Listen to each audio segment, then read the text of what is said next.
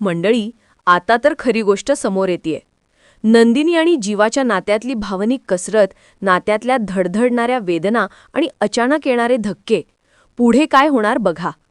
त्याआधी व्हिडिओला please like आणि सबस्क्राईब करा. जीवा नंदिनी एकांतातले तुटलेले क्षण. रात्री उशिरा. धडधड. शांतता. कामाच्या थकव्याने जीवा खोलीत येताच थेट कोसळल्यासारखा झोपतो. नंदिनी खोलीत पाऊल टाकते तेव्हा तिची नजर त्याच्यावर पडते आणि मंडळी, त्या क्षणी तिच्या चेहऱ्यावरचा धक्का अगदी साफ जाणवतो. हाय. ती त्याच्या झोपलेल्या चेहऱ्याकडे पाहते. मनातल्या वेदना उफाळून येतात. हे असं कसं झालं? हा माणूस किती ताणात जगतोय. तिचं हृदय अक्षरशः पिळवल्यासारखं होतं. थरारक शांतता. नंदिनी मग हळूहळू त्याचे कपडे ठीक करते, अंथरूण व्यवस्थित करते. त्याला आराम मिळावा म्हणून प्रत्येक गोष्ट काळजीपूर्वक करते. तिच्या डोळ्यातलं पाणी, तिच्या मनातील न बोललेली चिंता, सगळं काही त्या खोलीत दाटलेलं. भावनिक क्षण. आणि या धावपळीत ती त्याच्या जवळ तशीच झोपून जाते. तिलाच कळत नाही. शांतता.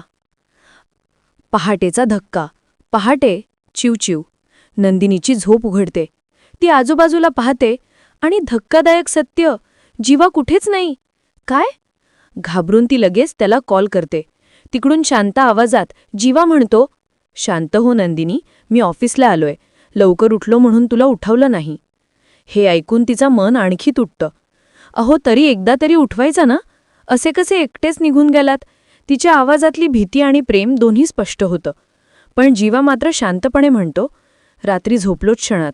कामं पेंडिंग होती. तू इतकी गाढ झोपलेली दिसलीस की उठवायला मनच झालं नाही. गोड पण वेदनादायक क्षण. नंदिनीच्या मनात काळजीची लाट. जीवाच्या कामाच्या वेळापुढे तिचं प्रेम जणू अडकलंय. हाय. मंडळी, आता खरी उत्सुकता इथेच आहे.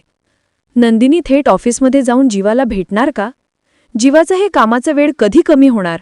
आणि या नात्यात पुढचा भावनिक स्फोट काय असणार? खाली तुमचं मत नक्की सांगा. लाईक करा, शेअर करा आणि पुढचा भाग बघण्यासाठी सबस्क्राईब करा.